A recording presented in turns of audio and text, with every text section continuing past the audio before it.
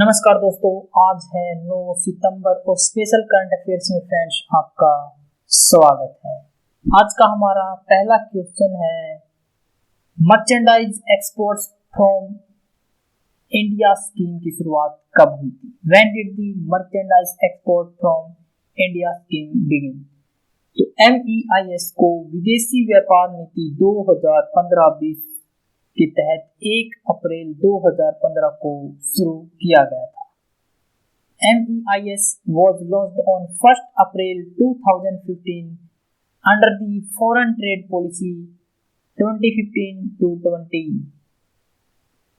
इसका उद्देश्य MSME क्षेत्र द्वारा उत्पादित निर्मित उत्पादों सहित भारत में उत्पादित निर्मित वस्तुओं उत्पादों के निर्यात में शामिल अवसंरचनात्मक अक्षमताओं एवं संबंधित लागतों की भरपाई करना है। MEIS के तहत भारत सरकार उत्पाद एवं देश के आधार पर शुल्क लाभ प्रदान करती है। इस योजना के तहत पुरस्कार वास्तविक रूप से मुक्त बोर्ड मूल्य 2%, 3% तथा 5% के प्रतिशत मूल्य के रूप में दे है और मूल सीमा शुल्क सहित कई शुल्कों के भुगतान के लिए MEIS ड्यूटी क्रेडिट पत्रक को स्थानांतरित या उपयोग किया जा सकता है।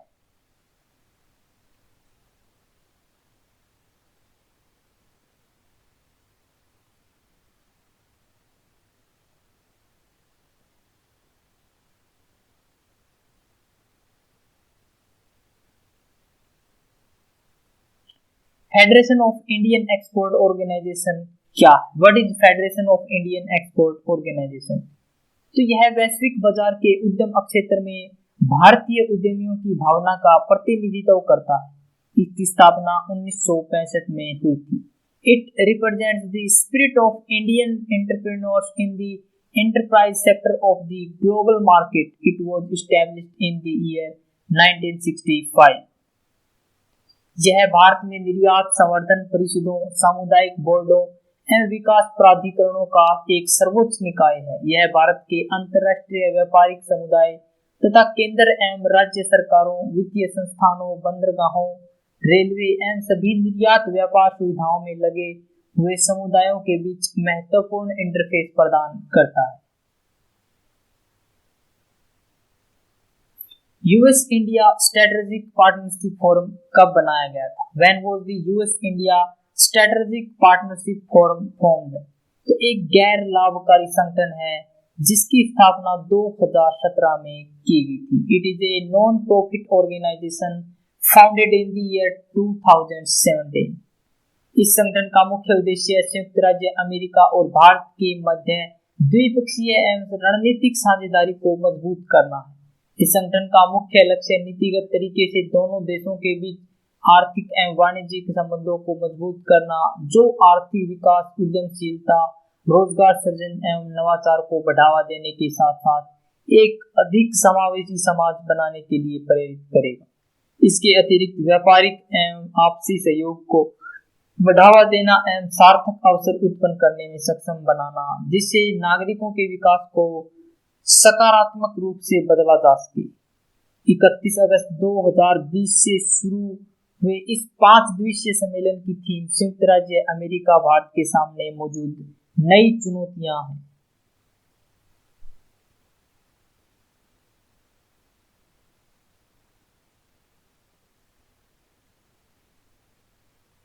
US agency for international development क्या है? The US What is the Agency for International Development? तो USAID संयुक्त राज्य अमेरिका के संघीय सरकार की एक स्वतंत्र एजेंसी है जो मुख्य रूप से नागरिक विदेशी सहायता एवं विकास सहायता के लिए जिम्मेदार है। USAID is an independent agency of the United States federal government primarily responsible for civilian foreign aid and development assistance। यह दुनिया की सबसे बड़ी आधिकारिक सहायता एजेंसियों में से एक है। अमेरिकी कांग्रेस ने 4 सितंबर 1961 को विदेशी सहायता अधिनियम के द्वारा पारित किया, जिसने अमेरिकी विदेशी सहायक कार्यक्रमों को पुनर्गठित किया एवं आर्थिक सहायता के लिए एक एजेंसी के निर्माण को अनिवार्य बनाया और 3 नवंबर 1961 को USAID अस्तित्व में आई। यह पहला अमेरिकी विदेशी सहायता संगठन है जिसका प्राथमिक लक्ष्य दीर्घकालिक सामाजिक आर्थिक विकास पर ध्यान देना था।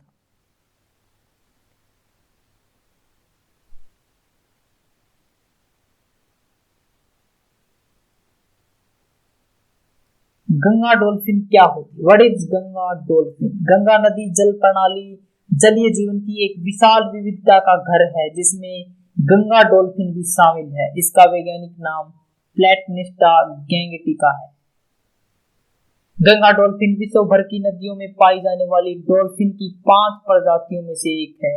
इस प्रकार की डॉल्फिन मुख्य तौर पर भारतीय उपमहाद्वीप, खास तौर पर गंगा, ब्रह्मपुत्र, सिंधु, मेघना और कर्णफुली सांगू नदी तंत्र में पाई जाती हैं। गंगा डॉल्फिन संरक्षण कार्य योजना 2010-2020 में नर डॉल्फिन को 2 से 2.5 मीटर लंबा और मादा डॉल्फिन को इतने मीटर लंबा बताया गया है।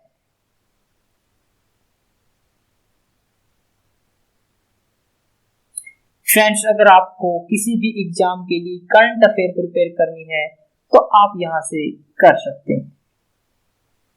संसद में स्थायी समितियों का क्या महत्व है? What is the importance of standing committee in parliament? तो संसद के कार्य दिवसों में कमी और संसद में प्रस्तुत विधेयकों की संख्या अधिक होने से सदन में ही इन पर व्यापक चर्चा कर पाना बहुत कठिन है। ऐसे में स्थायी समितियां प्रस्तावित विधेयकों पर चर्चा और सुधारों के लिए एक मंच प्रदान करती है। संसदीय समितियां सरकार की नीतियों का परीक्षण कर उसकी जवाबदेही सुनिश्चित करती हैं।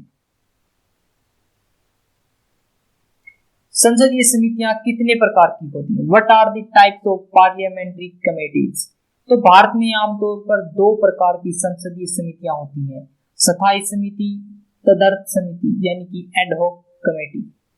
There are generally 2 types of parliamentary committee in India: standing committee and ad hoc committee. स्थायी समितियां अनवरत रूप से कार्य करती रहती हैं। इनका गठन वार्षिक रूप से किया जाता है। वित्तीय समितियां, विभागीय समितियां आदि स्थायी समितियों के कुछ प्रमुख उदाहरण हैं।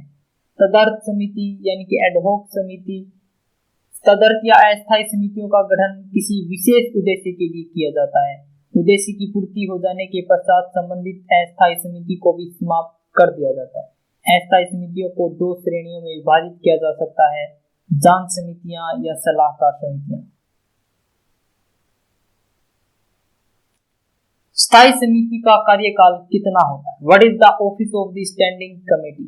तो प्रत्येक स्थायी समिति का कार्यकाल उसके गठन की तिथि से 1 वर्ष के लिए होता है। प्रत्येक विभागीय समिति में अधिकतम 31 सदस्य 21 लोकसभा से और 10 राज्यसभा से होते हैं। समिति में शामिल लोकसभा सदस्यों का मनोनयन लोकसभा स्पीकर तथा राज्यसभा सदस्यों का मनोनयन राज्यसभा के सभापति द्वारा किया जाता है। कोई भी मंत्री किसी स्थायी समिति के सदस्य के रूप में मनोनीत होने के लिए पात्र नहीं होता। माया सभ्यता का संबंध कहां से है? Where is the Maya civilization related to? तो माया सभ्यता एक मेसो अमेरिकन सभ्यता थी जिसे माया लोगों द्वारा विकसित किया गया था। कोलंबियाई अमेरिका में इस सभ्यता की लेखन प्रणाली सबसे परिष्कृत एवं उच्च विकसित अवस्था में थी। इसके साथ ही उन लोगों को कला, वास्तुकला, गणित, कैलेंडर एवं खगोलीय प्रणाली का भी ज्ञान था। एक पुरुषार्थी भी एक तेजस्वी विद्वान के सामने झुकता है क्योंकि पुरुषार्थ भी विद्या से ही आती है। पुरुषार्थ का अर्थ बहुत ही बड़ा महत्वपूर्ण होता है। एक तेजस्वी विद्वान भी उसके सामने झुकता है क्योंकि पुरुषार्थ भी विद्या से ही आती है।